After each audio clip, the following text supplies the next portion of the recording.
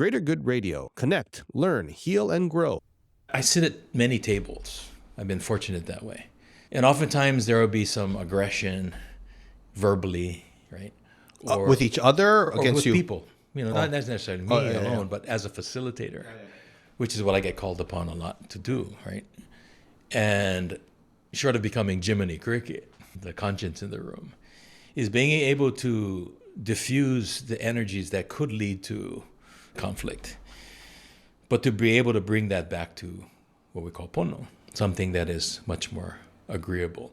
Essentially, agree to disagree without being disagreeable. So when I find myself in those situations, and I'm often brought into situations like that, the principles of Ho'oponopono on one hand, while you have Lu on the other, which is, how do I receive what you just gave me and be able to respond by providing you something of greater or equal value? This is the release and replace principles.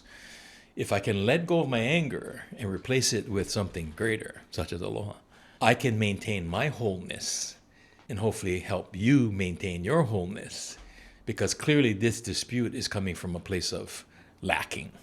I need more from you, you need more from me, I'm not having enough. But if we can find enough, maybe we can find some common space. So those are the underlying principles to the concepts of facilitation. In something like that, I kind of feel like it's the connection, right? Establishing a connection initially. I think it's also trying to understand the root of the pilikia, what's the problem. And I found over the years that many disputes, or what they call disagreements, are really based on unexpressed expectations. You and I never had an agreement in the first place. And yet we're disagreeing like an about implicit something. expectation you're talking about, right? Precisely. Or even couples. Interesting how the word martial and marital are kind of the same word, just flip around a couple letters.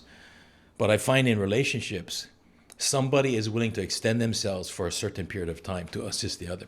Living two realities, two truths, your truth, my truth. But for the time being, I'm here to support your truth. And at some point in time when that breaks down, my truth isn't in alignment anymore. That's when the the problems.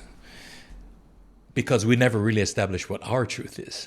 And so when we know what we want to do versus what I'm going to do with you, then all of a sudden we can start coming to some agreement finally. But many people enter into these long-term agreements, never really agreeing on we, but agreeing on me. You, me, but never really us. Mm-hmm. And I think that goes to larger organizations, communities, and not just individuals. So when you can step back and look at that and even ask a simple question, really, I will reframe it the way Auntie Morna used to, about what am I seeing in front of me? It understands that everything's a mirror. We're a mirror of one another, a reflection. Oh, yeah. And so if we subscribe to that, then the question is, what is it about me that allows me to see in you what bugs me about you? It's an inside job. Yep. Fundamentally, to say that you made me do this is a fallacy. Yeah. But we've learned... It's projecting the part of me that I don't accept and seeing it in you. You just showed me what I don't like about myself. Shut you down. That's right. To shut me down. Yeah. And so we like to hang out with people who don't tell us that. They make it easy for us.